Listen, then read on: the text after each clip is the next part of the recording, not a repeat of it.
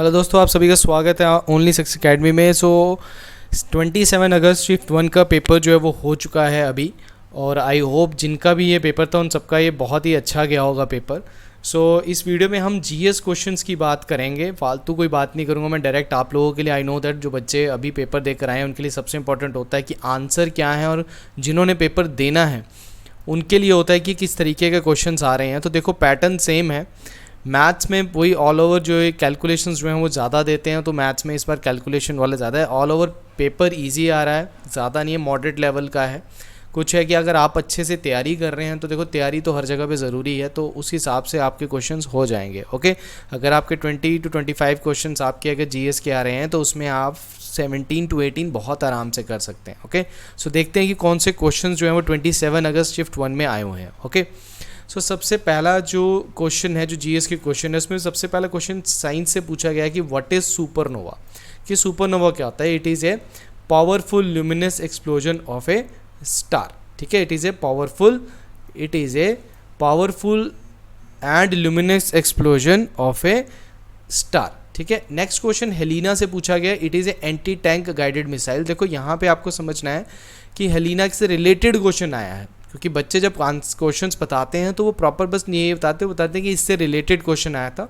या तो क्वेश्चन ये पूछा गया कि एंटी टैंक गाइडेड मिसाइल कौन सी है जो हम एयर से लॉन्च कर सकते हैं। तो आपने नाग मिसाइल का नाम सुना होगा, आपने नाग मिसाइल का नाम सुना है, तो नाग मिसाइल जो है वो एंटी टैंक गाइडेड मिसाइल है, उसी का हेलीकॉप्टर वर्जन जो है वो हेलिना है। ओके, उसके बाद पूछा है इंडिया की first nuclear submarine of Indian navy कौन सी है। तो मैंने आपको यहाँ पे न्यूक्लियर सबमरीन पूछा हुआ है, ये आपको ध्यान में रखना है। यहाँ पे सिर्फ एक सबमरीन का नाम नहीं पूछा गया है। आईएनएस चक्रा जो है इसका सही आंसर है। और ये मैं करंट अफेयर्स में भी, जब अभी इंडिया ने अपना P-75 सबमरीन जो प्रोजेक्ट है वो कंप्लीट किया है 6 सबमरीन्स का, उसमें भी मैंने आपको डिटेल में बताया इसके बारे में। उसके बाद इन्होंने पूछा कि शांति स्वरूप भटनागर अवार्ड किससे रिलेटेड है। तो it is related to biological science, chemical science, earth, atmosphere, ocean and planetary sciences. तो इससे क्वेश्चन आपका एक आया हुआ है। एक इन्होंने पूछा है कोविड वैक्सीन से कि इंडिया की पहली इंडिजीनियसली खुद की बनाई वैक्सीन कौन सी है। तो वो भारत बायोटेक की बनाई हुई कोवैक्सीन है। शुक्रयान वीनस, जिसको हम बोलते हैं वीनस मिशन जो हमारा है, ये 2024 में इसरो के द्वारा होगा। तो इससे रिलेटेड भी एक क्वेश्चन पूछा गया है कि शुक्रयान आया, इसमें कंफर्म नहीं है कि क्वेश्चन किससे रिलेटेड, मतलब शुक्रयान से क्या क्वेश्चन पूछा गया कि वो कब लॉन्च होगा, या फिर वो किसने लॉन्च किया है, या कौन लॉन्च करेगा उसको। उसके बाद है surface to surface short range ballistic missile. तो शॉर्ट रेंज बैलिस्टिक मिसाइल कौन बनाता है, दैट इज डीआरडीओ, ये क्वेश्चन पूछा गया। Asad Ali is related to what, है ना, तो रुद्र वीना से ये रिलेटेड है। रिसेंटली इंडिया ने किस कंट्री के साथ एयर लॉन्च व्हीकल मतलब यूएवी बनाने का एक जो है वो मतलब एमओयू साइन किया है, या फिर हमने डील फाइनल की है कि हम यूएवी बनाएंगे। तो ये आपका है यूएस के साथ हमने ये डील फाइनल की है। उसके बाद है बहिष्कृत भारत जो है, ये किन्होंने स्टार्ट किया था, ये जो एक न्यूज़पेपर था ये किसने स्टार्ट किया था। तो बी आर अम्बेडकर ने 1927 में इसको शुरू किया था। ओके, नेक्स्ट क्वेश्चन जो पूछा गया है वो पूछा गया है स्पोर्ट्स सेक्शन से कि जेवलिन थ्रो का गोल्ड मेडल जो पैरालंपिक्स में, हमने नीरज चोपड़ा का नाम तो सुना है कि उन्होंने ओलंपिक्स में टोक्यो में जीता, बट इन्होंने टोक्यो में पैरालंपिक्स जो है उसमें किसने गोल्ड मेडल जीता, तो वो थे Sumit Antil. Why am atheist book written by हुम, तो ये भगत सिंह है। ये मॉडर्न हिस्ट्री में कई बार क्लासेस में मैं करा चुका हूँ। भगत सिंह ने बुक लिखी थी वाई एम एथिस्ट। उसके बाद आपके ग्रासलैंड से क्वेश्चन है। तो देखो ये डिफरेंट रीजन के ग्रासलैंड है। जब हम natural vegetation of the world पढ़ते हैं तो हम यहाँ पे स्टेपे वेजिटेशन पढ़ते हैं, तो उसमें आपके डिफरेंट स्टेपे वेजिटेशन, जैसे यूरेशिया में कहा जाता है वैसे डिफरेंट कंट्रीज़ में अलग अलग नाम से है। जैसे पंपास कहाँ कहा जाता है, साउथ अमेरिका में, अर्जेंटीना और पैराग्वे में। प्रेरीज कहाँ जाता है, नॉर्थ अमेरिका में। डाउन साउथ अफ्रीका में। लानोस कहाँ जाता है, कोलंबिया या फिर वेनेजुला वाले इलाकों में कहा जाता है। फिर उन्होंने बोला कि राजा कृष्ण देव राय के पीरियड में कौन सी लिटरेचर, कौन सी लैंग्वेज जो है वो जिसको गोल्डन एज बोला जाता है उस लैंग्वेज का, तो वो है आपकी तेलुगु। ओके, और इंडिया का हाइड्रोकार्बन विजन जो है 2025 में किससे related, it is a storage of petroleum product से रिलेटेड ये आपका हाइड्रोकार्बन विजन है हमारा।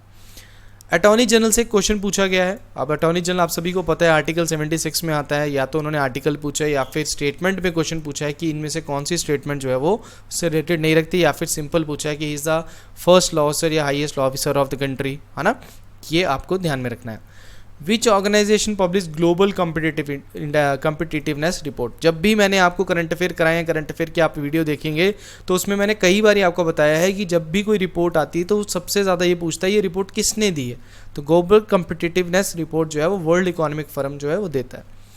एक और क्वेश्चन में पूछा कि which element is a semiconductor, तो उसका आंसर जो था वो था गैलियम, ये इसका आंसर था। एक क्वेश्चन आपका ग्रीन हाउस गैसेस से भी पूछा गया कि ग्रीन में से कौन सी ग्रीन हाउस गैस नहीं है।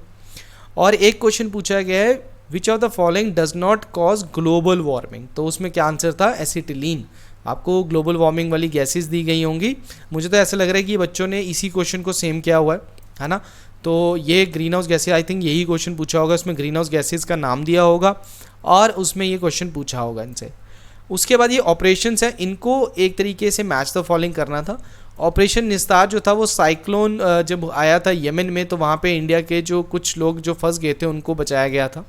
उसके बाद ऑपरेशन पवन जो इंडियन पीस कीपिंग फोर्सेस ने जाफना आइलैंड को कैप्चर करना था 1987 में। ऑपरेशन ट्रीडेंट जो कि इंडियन नेवी ने कराची की जो पोर्ट है उसको डिस्ट्रॉय किया था इंडो पाक वॉर 1971 में। और ऑपरेशन ब्रेस्टेक जो कि 1986 में इंडियन एयरफोर्स की राजस्थान में एक एयर एक्सरसाइज थी। तो ये क्वेश्चन थोड़ा सा टफ था अगर आप ट्रीडेंट को देख के ऑप्शंस में अगर होता है, क्योंकि ये तो फेमस था। जैसे ऑपरेशन मेघदूत हम पढ़ते हैं, सियाचिन वाला जो मिशन हुआ था 1984 में, तो उनसे रिलेटेड है, बट ये थोड़े से आपको लग सकता है पुराने मिशंस हैं, इसके बारे में बच्चे ने नहीं पढ़ा होगा। सो ऑल ओवर तो मैं ये कहूँगा कि ऑल ओवर अगर आप अच्छे से तैयारी कर रहे हैं तो इसमें आप 15 to 20 क्वेश्चन के बीच बीच में आप क्वेश्चन कर सकते हैं। ओके, सो नेक्स्ट शिफ्ट के साथ फिर से मिलते हैं जीएस क्वेश्चंस के साथ। तब तक के लिए thank you and all the best.